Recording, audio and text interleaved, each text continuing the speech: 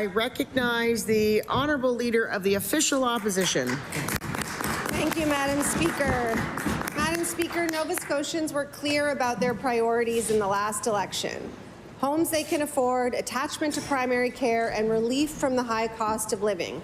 But this government has put forward a very different legislative agenda. Nova Scotians are voicing their concerns about this government's plan to remove the bans on uranium mining and fracking with no warning, no consultation, and no debate. Why didn't this government tell Nova Scotians about their plan to drop these bans at any point during the election? I recognize the Honourable Premier. Thank you.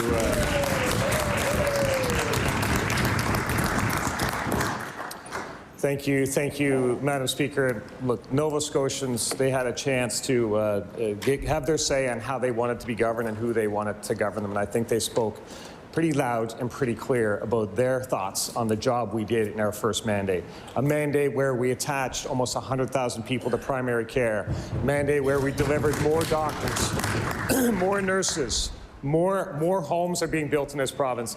We know that at this point in time, we need to really focus on and understand how we can provide the services that we need to provide to Nova Scotians. That means growing the economy. That means focusing on natural resources. Before I recognize you, I now understand why the member of Dartmouth North, just to remind people that the clock's on the TV. I was going to say thank you. Oh, I recognize the Leader of the Official Opposition. Thank you, Madam Speaker. And yet, nothing in the last term of this government or in the campaign was said about this policy, which can impact Nova Scotians' health, their environment, and yes, their economy in a variety of ways. The Premier didn't campaign on this and didn't explain that they would vilify anyone who stands in the way of their agenda. Media, public servants, the Auditor General, the Privacy Commissioner, and all those currently labelled special interest groups. As the upswell of opposition to removing these bans rises, will the Premier level with Nova Scotians and let us know, is anyone who opposes government policy now a special interest group? I recognize the Honourable Premier. Madam Speaker, I think Nova Scotians, they saw what we did in governments, and they said, do more. Keep going, Madam Speaker.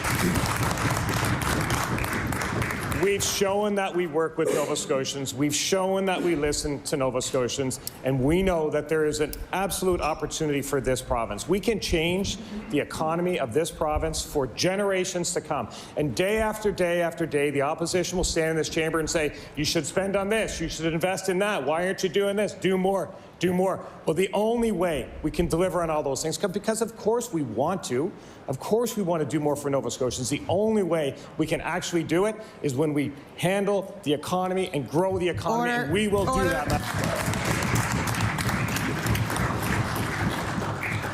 I recognize the Honourable Leader of the Official Opposition. Thank you, Madam Speaker. Well, it's great to hear finally a word about economic development, but this government didn't campaign on mining, uranium, or fracking. But these policies have consequences for people in our province. Nova Scotians are worried about the potential impacts on their drinking water, on their property rights, and they're frustrated that this policy has been sprung on them. Protests are being organized by Nova Scotians who are fed up with the secrecy and impunity that they are seeing from this government. And so again, I want to ask the question, who are the special interest groups that the Premier is referring to? I recognize the Honourable Premier. Madam Speaker, we just urge all Nova Scotians to get on board with moving the province forward.